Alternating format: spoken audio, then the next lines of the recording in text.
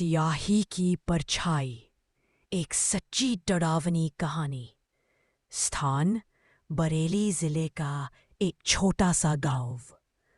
वर्ष नवाबपुर जितना शांत दिखता था, उतना ही पुराना उसका इतिहास था। यहाँ हर मकान, हर पेड़, हर गली के पास एक किस्सा था। लेकिन सबसे भयानक किस्सा था सियाही की परछाई का।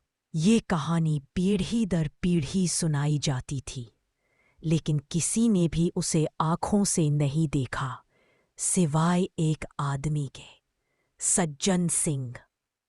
सज्जन सिंह 52 वर्षीय स्कूल शिक्षक, गांव के सबसे पढ़े लिखे और सम्मानित व्यक्ति गौरी, सज्जन सिंह की बेटी, 17 साल की शांत और मेधावी राजन, गौरी का मंगेतर पंडित हरिदेव, गांव का पुराना तांत्रिक और पुजारी। कहानी शुरू होती है।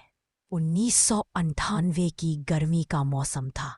स्कूल की छुट्टियां चल रही थीं और गांव में चारों ओर आम के बौर और चिरपिराती गर्म हवाएं थीं। उसी समय सज्जन सिंह के घर में अजीब घटनाएं होने लगी। रात को गौरी बोलती, बाबा, कोई मुझे देखता है, खिड़की के पास खड़ा रहता है, लेकिन परछाई जैसी है, कोई इंसान नहीं। सज्जन ने सोचा, शायद गर्मी और पढ़ाई के तनाव से ऐसा लग रहा होगा। उन्होंने तसल्ली दी, लेकिन धीरे धीरे चीजें बिगड़ने लगीं।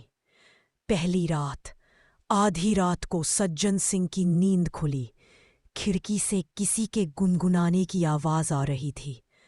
वो बाहर निकले और देखा, गौरी अपने कमरे की खिड़की से बाहर देख रही थी। उसकी आंखें लाल थीं और वो किसी अदृश्य चीज से बात कर रही थी। कौन है? सज्जन सिंह चिल्लाए। गौरी ने धीरे से गर्दन घुमाई। उसका चेहरा अजीब और बेजान हो चुका था। अब हम अकेले नहीं हैं बाबा, वो बोली। पुरानी डायरी का रहस्य।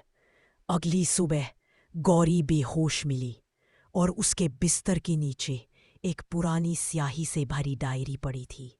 बेहद काली स्याही में लिखा हुआ कुछ अस्पष्ट डरावना पाठ। पढ़ते ही सज्जन सिंह को याद आया, ये वही स्याही थी जो 100 साल पहले गांव की एक औरत ने इस्तेमाल की थी, चंपाबाई, जो गांव की पहली शिक्षिका थी। लेकिन उस पर आरोप लगे थे काले जादू के। उसे लोगों ने पेड़ से बांधकर जिंदा जला दिया था। कहते हैं उसकी आत्मा उसी स्याही की बोतल में बंद हो गई थी। अब गौरी दिन ब दिन बदल रही थी। उसका चेहरा काला पड़ता जा रहा था। वह अजीब भाषा में बोलने लगी थी और उसकी आंखों में अब इंसान नहीं, चंपाबाई की नफरत दिखती थी। राजन जब मिलने आया, गौरी ने उसे कहा, चंपाबाई अब लौट आई है और हर उस पुरुष से बदला लेगी जिसने औरत की आवाज दबाई। तांत्रिक की चेतावनी। सज्जन सिंह डर के मारे पंडित हरिदेव के पास गए। हरिदेव ने बोला, ये स्याही नहीं, ये एक आत्मा का बंधन है। चंपाबाई का क्रोध अब गौरी के जरिए सब पर बरसेगा। आज अमावस्या है। अगर आज रात उसे रोका नहीं गया तो उसकी आत्मा हमेशा के लिए गौरी के शरीर में बस जाएगी। अंतिम रात, अमावस्या शाम होते ही पूरे गांव में अजीब सन्नाटा छा गया। हवाएं रुक गई और चीलें मंडराने लगी। तांत्रिक ने हवन की तैयारी की। गौरी को पीपल के नीचे बैठाया गया, वहीं जहां चंपाबाई को जलाया गया था। जैसे ही हवन शुरू हुआ, गौरी चीखने लगी।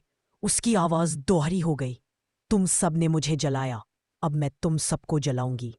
उसकी आंखें जलने लगी, बाल हवा में उड़ने लगे और स्याही उसके मुंह से बाहर आने लगी।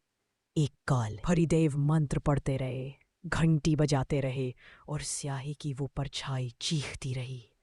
आखिरी मंत्र के साथ जैसे ही तांत्रिक ने स्याही की बोतल को अग्नि में फेंका, पूरी परछाई एक आग की लपट में समा गई। गौरी बेहोश होकर गिर पड़ी। समाप्ति। गौरी अब ठीक थी, लेकिन कभी कभी रात के समय खिड़की के बाहर स्याही की बू आ जाती थी और गांव के लोग आज भी कहते हैं, स्याही की परछाई तो चली गई, लेकिन उसकी खुशबू अभी बाकी है। एक यूं ने स्याही की बू महसूस की है।